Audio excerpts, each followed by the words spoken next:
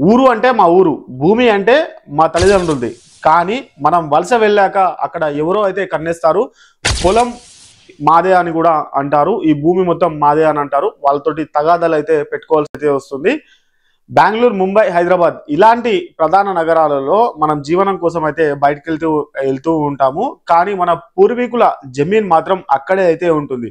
కానీ ఇప్పుడు వెళ్తే ఎవరో కబ్జా చేశారు, స్థానికులు కబ్జా చేశారని అంటూ ఉంటారు. మన భూమి మనం చూసుకోవడానికే తిప్పిస్తూ ఉంటారు. ఈ పరిస్థితిలో మనం ఏం చేయాలి? న్యాయం అయితే ఎక్కడ ఉంది?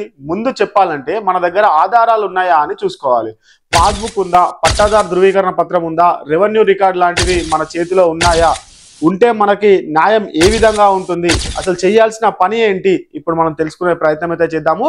మన ఛానల్ కి ఫస్ట్ టైం విజిట్ అవుతున్న వాళ్ళు ఛానల్ అయితే సబ్స్క్రైబ్ అయితే చేసుకోండి. పక్కనే ఉన్న బెల్ ఐకాన్ అయితే యాక్టివేట్ అయితే చేయండి. ముందుగా అయితే మనం చేయవలసింది అయితే తక్షణమే మీరు గ్రామ తహసీల్దార్ ఆఫీస్కి అయితే వెళ్ళాలి. మీ భూమి వివరాలతో లిఖిత పూర్వకంగా ఒక ఫిర్యాదు అయితే ఇవ్వాలి. ఈ పొలం మా తాతగారి పేరు మీద ఉంది, మా తండ్రి వారసత్వానికి పొందింది, కానీ ప్రస్తుతం ఎవరో ఈ భూమిని అయితే ఆక్రమించేశారు అని ఎంక్రోచ్మెంట్ ఫిర్యాదు అయితే ఇవ్వాలి. తహసీల్దార్ వారు మీ రికార్డులన్నీ పరిశీలించి పంచనామా అయితే చేస్తారు. మీకు సహాయం అయితే 100% అయితే చేయడం అయితే జరుగుతుంది.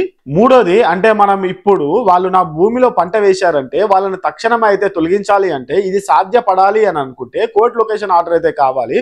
అంటే మీరు సివిల్ కోర్టులో కేసు అయితే వేయాలి. ఈ భూమిని ఆక్రమించారు, నన్ను న్యాయబద్ధంగా తిరిగి భూమిలోకి చేర్చండి అని అయితే సూట్ అయితే ఫైల్ చేయాల్సి అయితే వస్తుంది.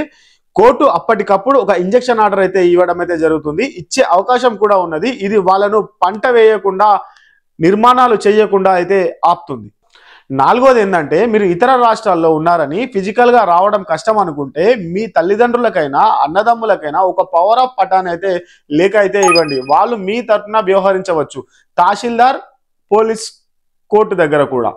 ఇంకా ఐదోది మనం తెలుసుకుందాము. ఇకనైనా మనం ప్రపోజ్ మారాలి.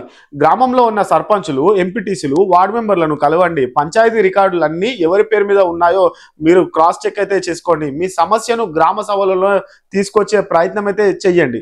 మీరు మరో ముఖ్య పాయింట్ అయితే తెలుసుకోవాలి. మీ భూమిలో ఇతరులు ఎప్పటి నుంచి అయితే ఉన్నారు అన్నది చట్టపరంగా అయితే చాలా ముఖ్యము. అంటే వాళ్ళు 12 సంవత్సరాల కంటే ఎక్కువ ఆక్రమించి ఎవరి అనుమతి లేకుండా కంటిన్యూస్ గా ఉంటే దీన్ని అడ్వర్స్ పొజిషన్ అని కూడా అంటారు. చివరిగా ఒక మంచి చిట్కా అయితే చెప్తాను. మీరు చేయవలసిన పనులను ఒక జాబితాలో అయితే రాసుకోండి. ప్రతి స్టెప్ కి ఒక డాక్యుమెంట్ అయితే ఉండాలి.